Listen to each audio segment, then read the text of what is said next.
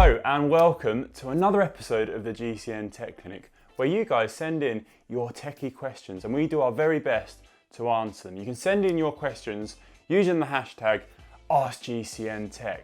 So let's get started, shall we? First question this week, and this is from Marcus Antonio. Hello, I'm a big fan from the Philippines and I just want to ask if using bike rollers will make your tyre wear out, especially for road tyres.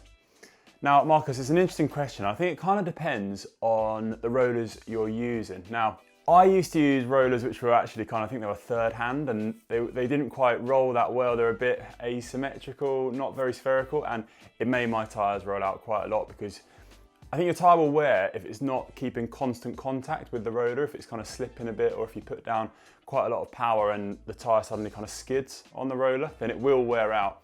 I think with the more modern, latest rollers, this won't really happen. You'll have a much smoother ride than I used to when I was a teenager. So I think on rollers, it shouldn't really wear out actually. I think you should be fine. It'll be quite similar to riding on the road really.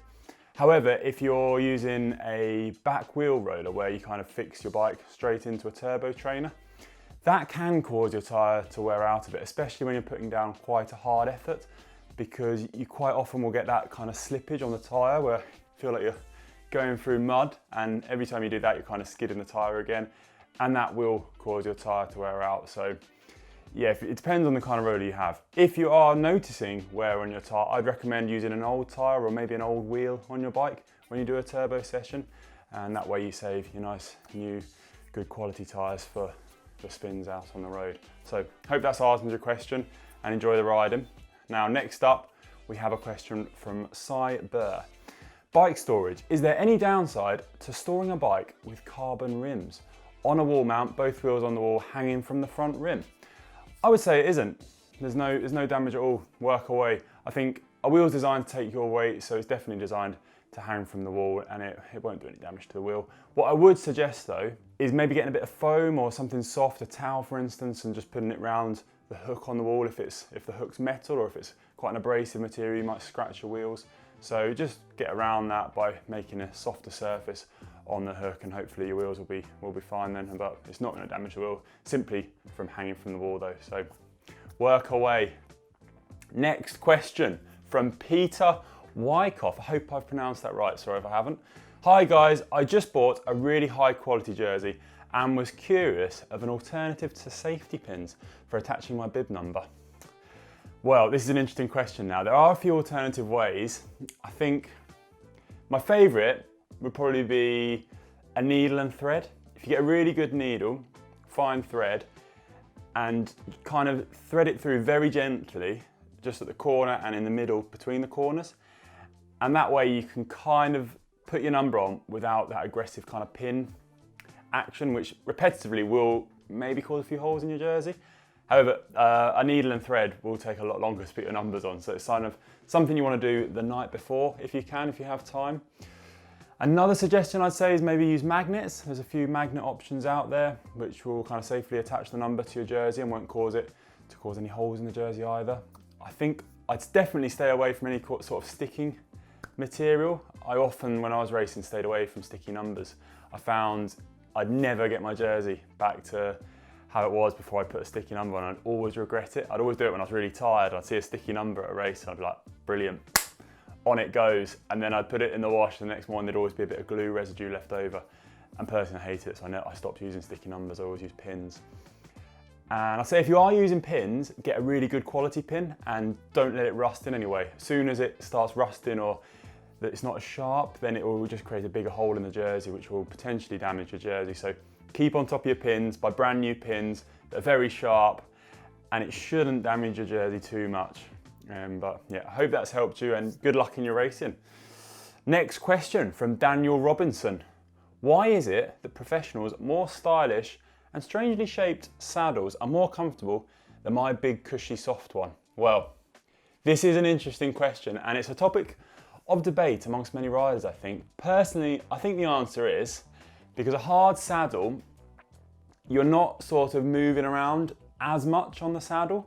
So it might feel uncomfortable at first when you first sit on it. You'll sit on it and you'll be like, this is ridiculous. How can I sit on a saddle this hard? But I promise you, it is more comfortable because on a soft one, if you imagine you've got all that cushion, you're kind of moving like this on the saddle, and it just creates more contacts and more points where you might rub your chamois on your skin, which could create a saddle sore.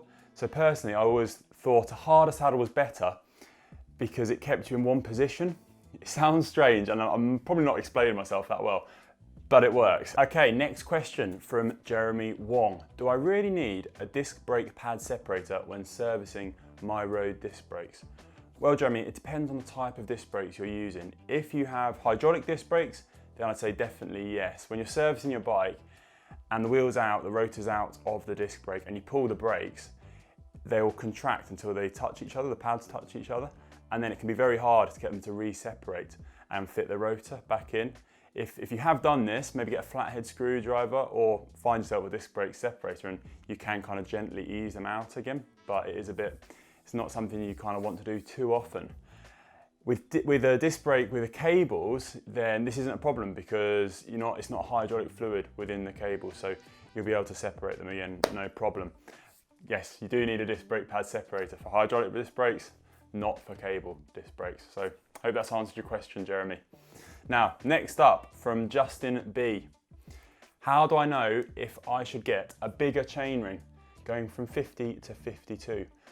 Well, Justin, my preferred gear of choice is a 50. I always love a compact chain set. Now I've stopped racing, I think a 50 is perfect for most riding sort of styles, and I love it. It's so comfortable. I think it's got kind of all the gears you need. So the only caveat to that, if you want to go to a bigger gear, I'd say is if the terrain you're riding on quite often is faster than where I am. I'm in Ireland, so the roads are very heavy. I don't really use my 5011 that often, to be honest, all that often. So if you live in an alpine area, for example, we've got long descents, long fast roads where you are kind of spinning the gear out. If you notice you're in the 5011 and you just want another gear, you're spinning too much and you need more tension in the legs and a lower RPM, then do opt for a bigger chain set. But unless this is fitting your bill, then I wouldn't jump to a 50, so I'd stay at 50, because I think for most riding styles a 50 is perfect, and I love my compact chain set. So it depends a little bit on where you're riding, but yeah, don't feel you have to because that's the trend or anything like that. Final question now from Nash Cycles, and this one was actually aimed at Ollie and Manon, but I'm going to be answering it, so it's Connor here. Hi Ollie and Manon, should I change my drop bar size 44 to 40 for the aero gains? Thanks in advance. This is an interesting question now. Now, when I was racing, I always went for narrow bars. I went 38-40, and I didn't just do this because of the aero gains, I also did it because a narrow bar is a bit easier to maneuver through the peloton. So when you're going for those small gaps, the narrower the bar, I just think of it, the smaller the length, the smaller the gap you'll get through in the peloton. So that's kind of why I opted for a narrow bar. I didn't really think the aero benefits came into it, if I'm honest, because I often found with a narrow bar, it fires you up a little bit. Whereas a wider bar, even though it's less aerodynamic at the front, you can get into your body into a more aerodynamic position, I feel. That's me though, I'm tall, I'm 2 meters 4, so it might be different for you. I'm just speaking from experience. And I think you see a lot of pros riding the narrow bar, not just for aero gains, but also so they can get through those gaps, especially sprinters when you're going through lots of gaps in the finale. It can really win you a race. So yeah, it's an interesting question. I wouldn't get too caught up in it because I actually, towards the end of my career, switched back to wider bars because I found them a lot more comfortable. I noticed my back pain would actually go when I went to a wider handlebar. I think I was probably using a bar that was just too narrow for me. So yeah, really personal. Okay, thanks for watching everyone. That was the GCN Tech Clinic for another week with your host, Connor. Maybe I'll be back in the future, we'll see. I hope I am. I've enjoyed it this week actually, it's been great. But don't forget to send in your own questions using the hashtag AskGCNTech. And we'll be really interested to hear from you and hope we can answer any of those techie questions that you may have and we can help you out. So thanks for watching everyone, good luck and enjoy that riding.